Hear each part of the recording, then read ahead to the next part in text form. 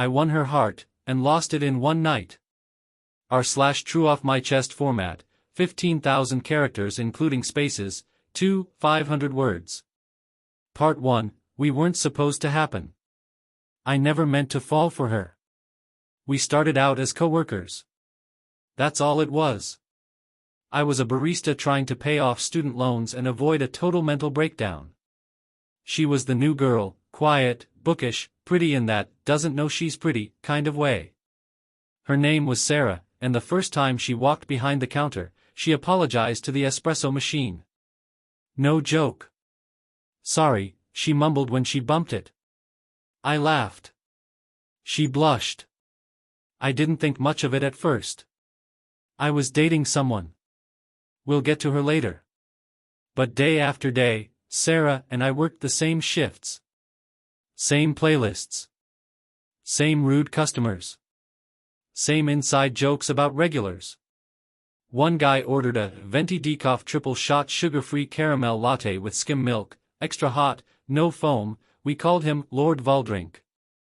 I'd never felt more comfortable around someone. She made jokes at my expense, challenged me to drink contests with expired matcha, brought me homemade cookies because she thought I looked like I ate sadness. She didn't flirt, that's what made it worse. She just was.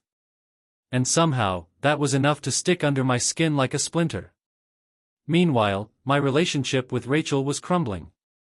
We'd been together since sophomore year of college, inertia, mostly. We fought over stupid things, then big things. Then we stopped fighting altogether. She started sleeping in another room. I started working extra shifts. It was like we both forgot how to try. Sarah and I started texting outside of work, first about schedule changes, then memes, then books, then life. We'd text late. Like, late. Midnight turned into 3 a.m. Some nights I'd find myself staring at my phone, waiting for her to reply. When she finally did, it felt like oxygen. I didn't cheat. Not technically. But I felt guilty. Like I was living in two parallel timelines, one where I was the responsible, committed boyfriend, and one where I was falling for a girl who laughed like she didn't care who heard her. Then one night, it happened. It was after a double shift, middle of February. Cold, gross, the kind of day where the sky looks like wet cement. I offered Sarah a ride home because her Uber canceled.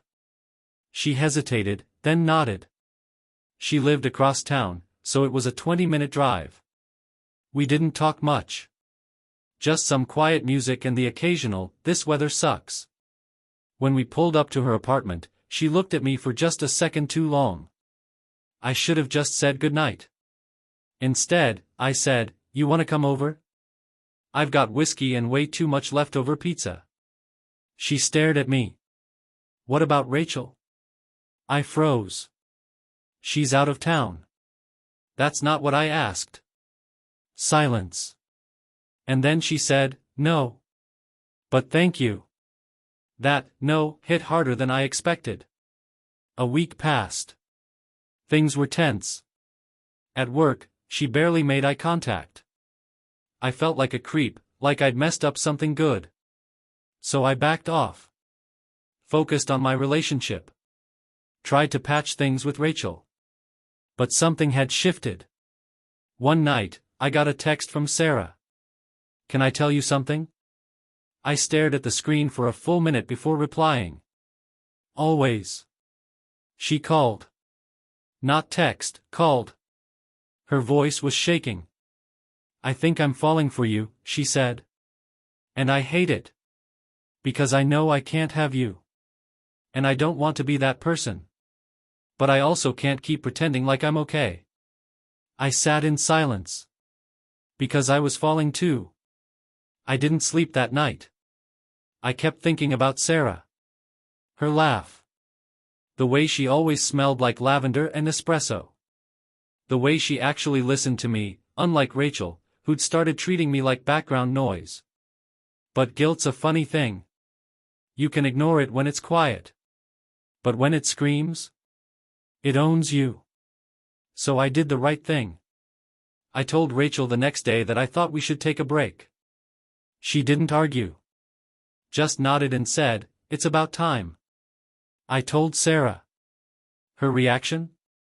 Tears. Relief. Fear. All of it tangled in one shaky breath. "What does this mean?" she asked. "I don't know," I said honestly. "But I want to find out." And for 3 months, we did. It was perfect. I'm not exaggerating. It was the kind of honeymoon phase that made me nauseous with happiness. Weekend trips. Movie nights. Long talks under the stars. We even went to a bookstore cafe where she kissed me between the poetry shelves. It was a goddamn fairy tale. Until it wasn't. The night everything fell apart wasn't special. No big fight. No warning. We were at a friend's birthday party. She looked incredible, red dress, hair up, smile that could murder gods.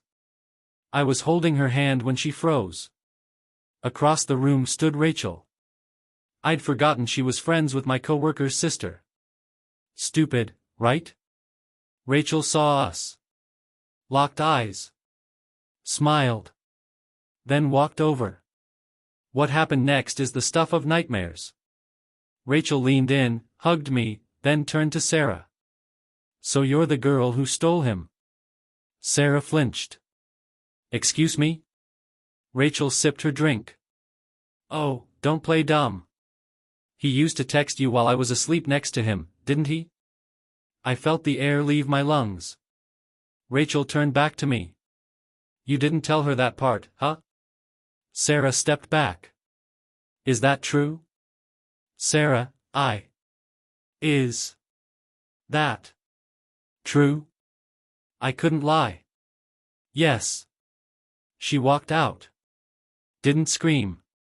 Didn't cry. She just left. And I haven't heard her voice since. Part 2 of 3. I stood there like an idiot. People stared. Some pretended not to.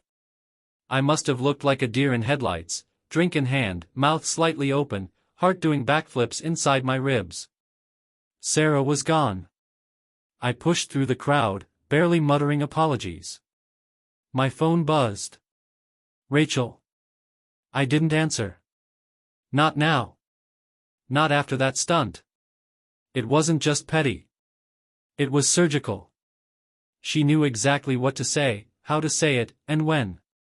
She knew how to dismantle me. And she didn't even raise her voice. I got outside. No Sarah. Her ride must have already picked her up. I called. Straight to voicemail. I texted. "Please. Let me explain. You deserve to hear the truth from me." Nothing. For days, I tried. I showed up to her apartment. I left notes. Flowers. I even reached out to one of her friends, who told me, politely but firmly, to leave Sarah alone. So I did. Because maybe that's what she needed. But silence? It's loud when you're the one left behind. Fast forward 3 weeks. My manager called me in for a chat. Said Sarah had quit. No notice. Just left a key and a post-it on the counter that read, "Take care of yourself." It crushed me. Work felt sterile without her. No shared smirks. No music debates. No quiet glances that said more than words ever could. Just the sound of steaming milk and too much time to think. I started replaying everything. Where I messed up. What I could have done differently. Was it the timing? The overlap with Rachel? The honesty that came too late? Probably all of it. I spiraled a bit, I'll admit. One night, I got drunk and called Rachel. Not to get back together. Just to. I don't know. Make sense of it all. "Why did you do that?" She didn't hesitate. "Because you never chose me." Not really. And I wanted her to see that before she made the same mistake I did. It was the closest she ever came to saying she loved me. I hung up. Weeks turned to months. Then I saw her again. At a bookstore, of all places. She looked different. Hair shorter. Confident. Stronger. She was with someone. He had his arm around her. She looked up at him and smiled. The same smile she used to give me when I'd tell a dumb joke. I froze. Turned. Walked out without buying anything. I didn't want to ruin whatever peace she'd built. She deserved it. Then last week, she texted me. "Do you have time to talk?" I stared at the screen for a long time. I typed, "Of course."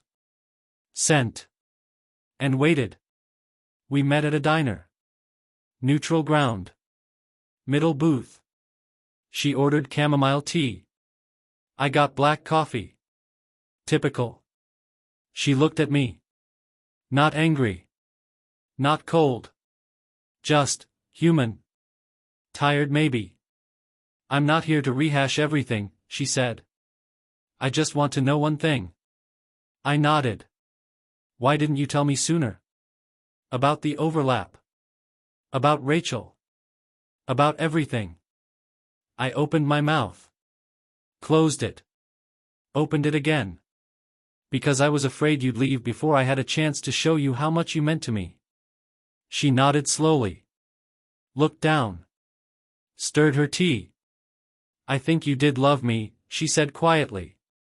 "But you loved comfort more." Silence. Then she slid something across the table. A letter. Folded twice. "Don't open it until I leave." She stood, buttoned her coat, and left. Just like that. The letter? It wasn't angry. It wasn't sad. It was closure. She told me she was happy now. That she forgave me. That she hoped I would grow. That she didn't regret meeting me, only that it happened the way it did. She said goodbye. Part 3 of 3. When I got to my apartment, it felt hollow. The place still smelled faintly of her perfume. A half-empty bottle of her favorite red sat unopened on the counter. Her toothbrush was gone. The drawers she used to keep her spare clothes in were eerily neat, emptied, like she was never even here. I didn't sleep that night. Or the one after. Every message I sent went unanswered. Every call hit voicemail. I even walked by her workplace the next Monday, trying to act casual, hoping I'd bump into her, but she wasn't there. I think the worst part was the silence. Not a fight, not a dramatic breakup, just a void. It made me question if I ever knew her at all. A week passed before I saw her again.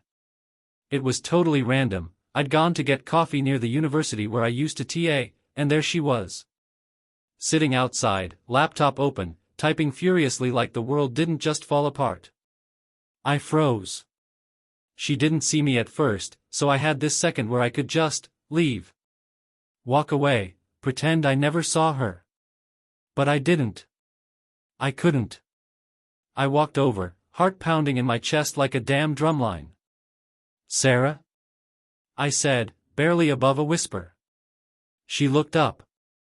I can't describe the look on her face.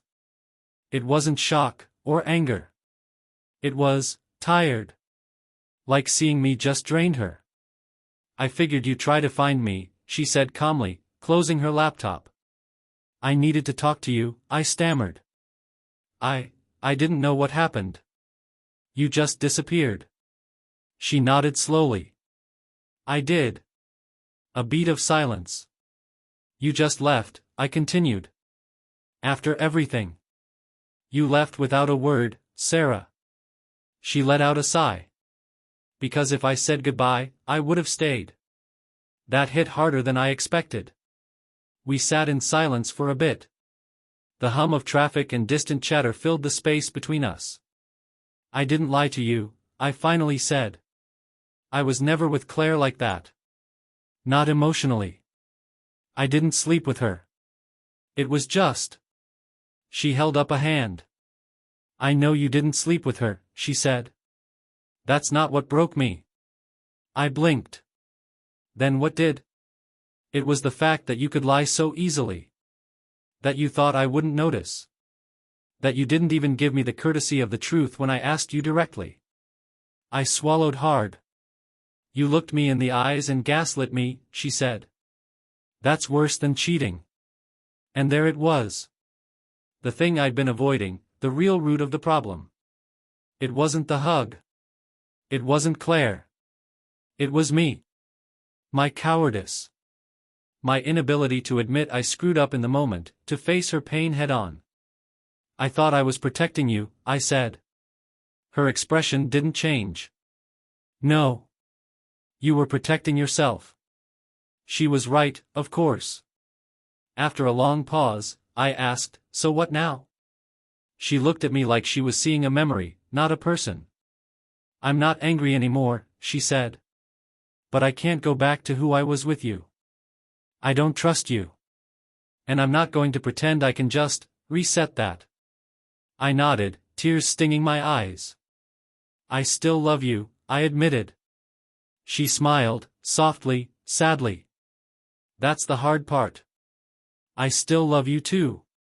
But sometimes love isn't enough. And just like that, she stood, gathered her laptop, and walked away.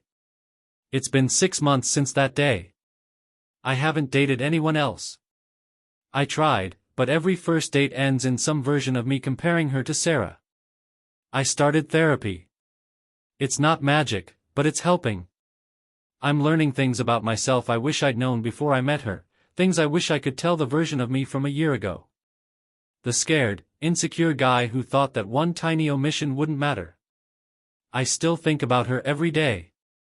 Sometimes I replay that last conversation in my head, wondering if I could have said something different, something that would have changed the ending. But mostly, I think I needed to lose her to understand the cost of dishonesty. It's not always the betrayal itself that ends things. Sometimes it's the slow erosion of trust from a single selfish decision. A single night. A single lie. So yeah. I won her heart. And I lost it in one night.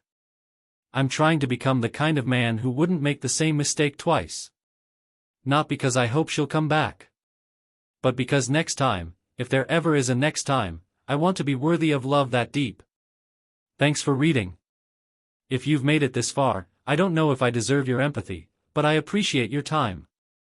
Stay honest out there. You/thrower_lost_in_love